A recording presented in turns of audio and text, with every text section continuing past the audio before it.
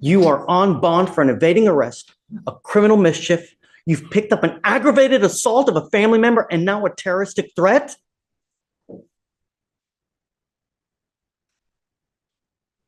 We're going to do probable cause. You have the right to remain silent. Anything you say can or will be used against you.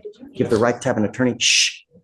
You have the right to have an attorney present. If you cannot afford one, one will be appointed to you, sir. Yes, Judge. The defendant is the complainant's ex-boyfriend. During a walk-in report, the complainant told the officers that her and the defendant had an on and off dating relationship since the 8th grade, but they broke up in June 2024. In September, the defendant told the complainant, "Stop talking all that mess before I come to your house and fucking shoot you." The complainant told the officers that right after the incident, the defendant sent her photos of a gun in his lap. The complainant stated the defendant also told one of the complainant's friends that he was going to shoot the complainant. So tell me about the ag assault. What happened there? Your Honor, in the ag assault. The video opens with a stern judge addressing a young defendant, Mr. P. Right away, the judge's tone says it all: disappointment, frustration, and disbelief. She lists off Mr. P's charges: evading arrest, criminal mischief, aggravated assault, and now a terroristic threat. It's a shocking moment. This isn't a hardened adult criminal. It's a high school student. But the list of offenses keeps growing. Question for the audience.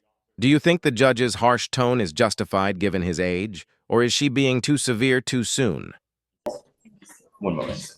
In the criminal mischief, is it with the same complaining witness as well? The criminal mischief's from a prior event where we had experimented trying a drug and kind of got crazy and broke stuff with it. Yes, Your Honor. And then for the aggravated Completely assault, unrelated. it says the complainant and her friends went to a party, and at the party, they saw the defendant trying to get in, but was ultimately turned away because too many people were there already. While walking, the complainant ignored the defendant, and the defendant stated, "Are you going to apologize?" And the complainant kept walking. The defendant began cussing at the complainant and said, "I got it on me." And the defendant said the complainant said at that time, the defendant got a pistol from his ankle and pointed it at her. And then witness corroborated the complainant's statement. And Your Honor, there's also a pending terroristic threat out of Galveston as well for the same complaining witness. Yes. Did you know about this? I did not know about that. Do you have an open case in Galveston as well? I think, Mr. Poole, that you are... As the hearing continues, prosecutors describe disturbing details: threats to come to her house and shoot her, and photos of a gun sent right after the argument. Witnesses even back up the story. The courtroom grows tense when the judge learns Mr. P has another open case in Galveston involving the same girl. Her patience snaps. "You are a complete and utter danger to our society," she declares. Engagement question: at this point, do you think the judge is protecting the community or losing empathy for a troubled teen? A complete and utter danger to our society. And I'm going to do everything in my power to protect Harris County from anyone that does any kind of damage whatsoever. I am now revoking your bonds on both of your other cases. Goes with you. I'm sorry. As much as I love you, it's unacceptable the way things have been going. And I think that you don't get the message. And now I hope you do. But I am now going to give you home confinement. You're not allowed out if you bond out of jail. I'm going to make your bond sky high. I think that you're a complete and utter danger to everyone. You flaunt our bond conditions. And it truly sad, Mr. Poole, because you have... The judge's disappointment deepens. She revokes his bond and warns that his next one will be sky high. Her words cut deep. "It truly saddens me, Mr. P. You have but one life. There's raw emotion here. It's not just anger, it's heartbreak." She's watching a young life spiral, and it's clear she's seen too many similar cases before. She reminds him that 99% of people in jail are there because they have no self-control. What do you think? Is this tough love the wake-up call he needs, or is it already too late? One life. And when you have a gun, and when you start using that, God forbid that you do some irreparable damage, that you dig yourself into a hole where you're looking at 50 to 60 years in prison, perhaps life. Sure. 99% of people that are in jail are there because they have no self-control. They either use something, they are on something, and they get upset. They wig out without thinking, if I say this, what's going to happen? If I do this, what's going to happen? It's unacceptable. And now I will do everything, like I said, in my power to protect Harris County. So if you do get out, you must remain home confinement. You're not allowed out. No weapons, no contact with any of the complaining witnesses whatsoever, no dope, no alcohol. Anything else? I mean, what does he do? He's a student, Judge. He's a high school student. So I don't know what to tell you, man. I mean, he scares me. understood. And Chip and I are going to put some things together. I think that there's a different scenario really going on than what this reflects in the probable cause statements.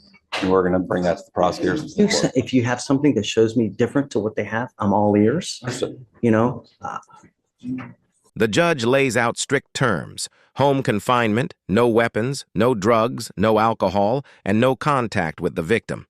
The defense then reveals that Mr. P is a high school student, something that visibly affects the judge. She pauses, showing a moment of humanity. I never want to see a kid lose out on school. But then she learns he's already moved to online classes and the relief is brief. The tone turns serious again. This isn't about school anymore. It's about safety. And with your permission, Judge, if we'll get some time to put that stuff together, we can perhaps readdress the bond. yeah, absolutely. And I never want to see a kid lose out on school, you know, because to me, it's the most important thing in life, you know? Understood. If we do home confinement, can there be an exception to that when he's at school and he just has to report immediately back to his home? Is he like in high school? He's a high school student. In high school. I mean, Yeah, Judge, he's actually currently, because of this situation, doing online school, so he'll be able to do it from home. Oh, okay, good. So disregard. There we go. Are you mom and dad? Come on up, come up.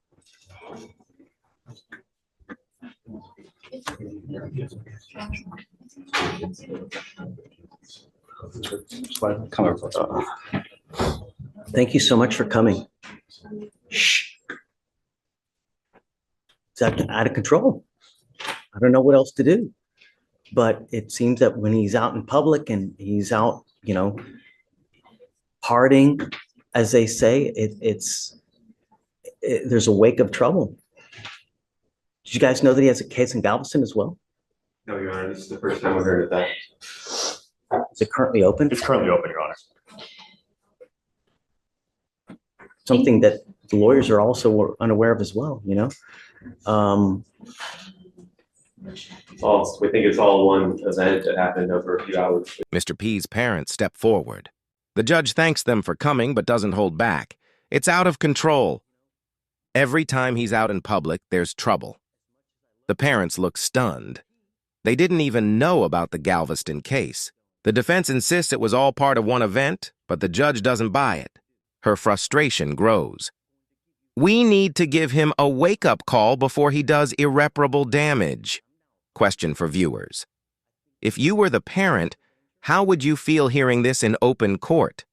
But it's not, though. It's not. He's, you know, 12 in December of 23, you know, we have a criminal mischief, an evading arrest. Now, a couple months later, we've got Galveston. It's not. And I think that we need to really give him a wake-up call before he really does irreparable damage, you know? If I could just clarify the two events here in Harris and the one event in Galveston, we think that was all in the one series of events that happened between a football game and a party on a hotel. We need to figure out what's going on, you know, to figure out why it's continuing to happen. And, you know, I want what's best for your son. I really do. And I will help you in any way that I can. I have to put him in custody today because I have to show him that it's unacceptable what he's doing. The defense argues that the situation is being misrepresented in the reports, suggesting the events were overblown. But the judge stands firm. I have to put him in custody today. You can almost hear the disappointment in her voice. This isn't about punishment. It's about prevention. She emphasizes she'll do everything in her power to stop things from escalating further. It's a tough balance, compassion for a young man's future versus accountability for his actions. And picking up these two new cases, especially the fact that he's picked up an aggravated assault, that's, you've got a great lawyer. We'll be here to figure it out with you. And Judge, he's already addressed the bond on the felon case as well. So he's gone in and addressed it with the felony. We're just Fun, huh? understood. So I'm making your bonds 30,000 each. I don't know if they're going to bond you out, but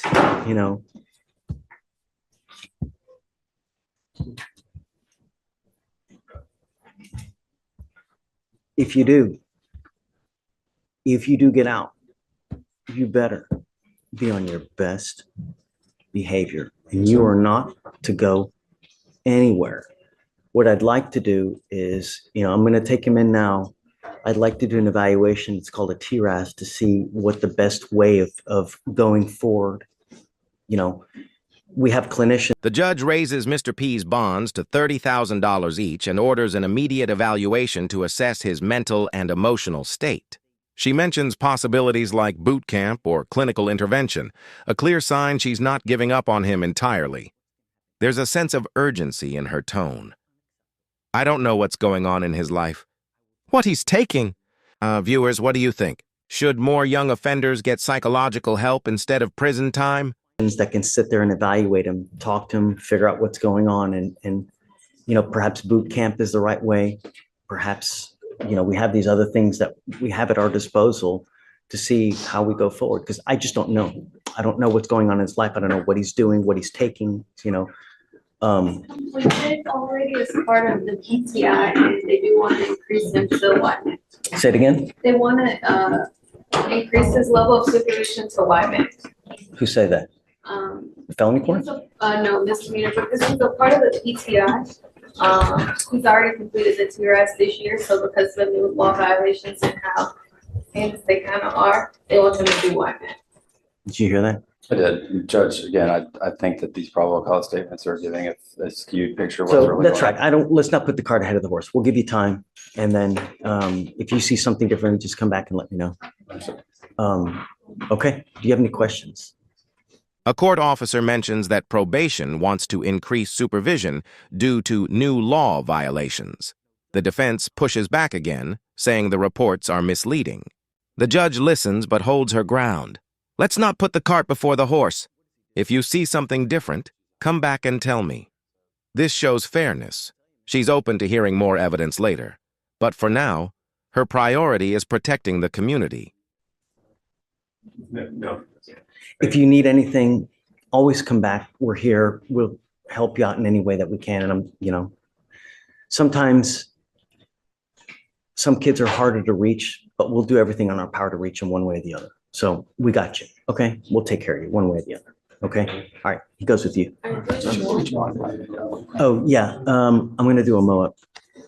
So hold on, Stephen, hold on. Mr. Poole, I'm entering in what's called the magistrate's order for emergency protection that identifies SM as a protected individual. You're not to commit family violence or an assault against this person, commit an act in furtherance of an offense under section 42.072 of the Texas Penal Code, which is the stalking statute. You cannot threaten, harass, use another person to communicate a threat or harassing behavior. You cannot be in possession of a weapon or go within 200 feet of where the person works. If you violate this court order, the state can and will file a violation of protective order, and you violate those conditions, I can have a hearing to hold you at no bond. Zero bond, and I will do it in a heartbeat to protect every person of Harris County. Do you understand, Mr. Poole? As the hearing nears its end, the judge issues a protective order for the victim, forbidding Mr. P from contacting her or coming within 200 feet. She warns that any violation will lead to a zero bond, meaning no release at all. Her final words are chilling. I will do it in a heartbeat to protect every person in Harris County. You can feel the courtroom's weight, a young life on one side and a determined judge on the other. This courtroom exchange paints a powerful picture, a young student facing serious charges. A frustrated but compassionate judge and parents caught between disbelief and heartbreak. The final ruling: bonds revoked, home confinement ordered, and a strict protective order in place. It's a reminder that one impulsive act, one threat, or one weapon can change everything. A final question: do you think the judge made the right call by locking him up to teach him a lesson? Or should she have given him another chance under closer supervision? Call to action. If you found this breakdown insightful, don't forget to like, share, and subscribe for more real courtroom moments and deep dive analyses. What case should we cover next? Drop your thoughts in the comments below.